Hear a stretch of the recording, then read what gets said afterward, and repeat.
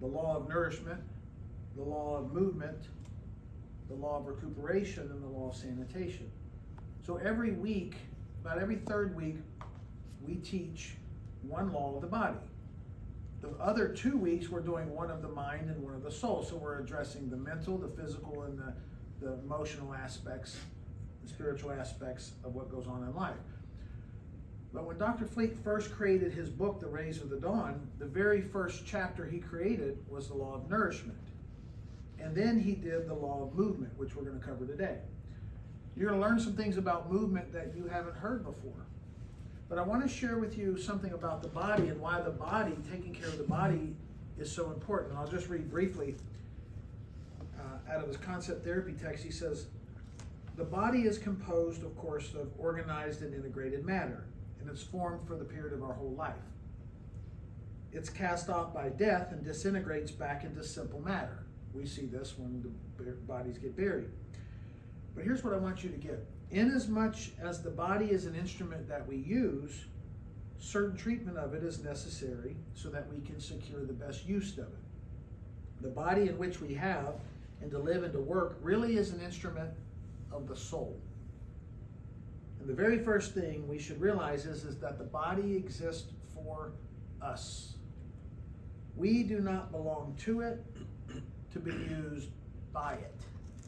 Essentially saying, no, we are in charge of the body. We know we're not the body, we're in charge of the body. And then Dr. Fleet says, the body is an instrument that is to be refined, to be improved, and to be trained.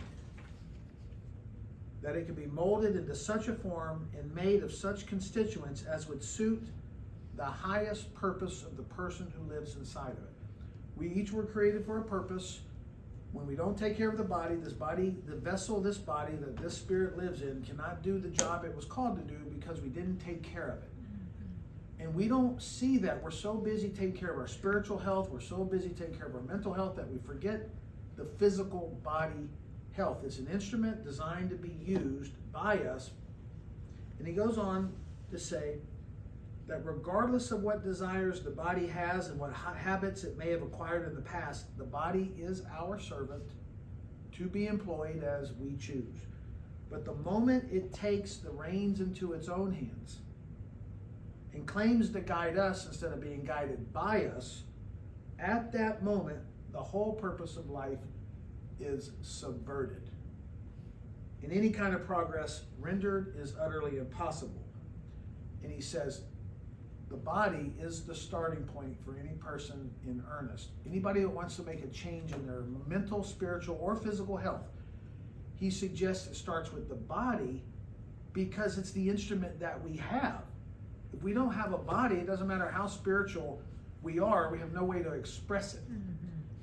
So, what we've done, I'm more interested in the mind, in the psychology, in the spirituality that I forget about the body. So, once a month, we're going to teach a course on laws of the body.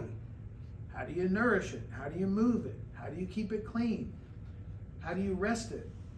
Because we neglect the physical body. And it's animated by the spirit within. So every 3 weeks in this particular class, we're going to teach one of the laws of the body. Every month, we'll teach a class on all 4. And then every other week, we'll teach something on the mind and something on the soul. So with that, I just wanted to give you some insight from a chapter on the body from his concept therapy text so you know why are we studying the law of movement. Everybody knows this, but we're not doing it.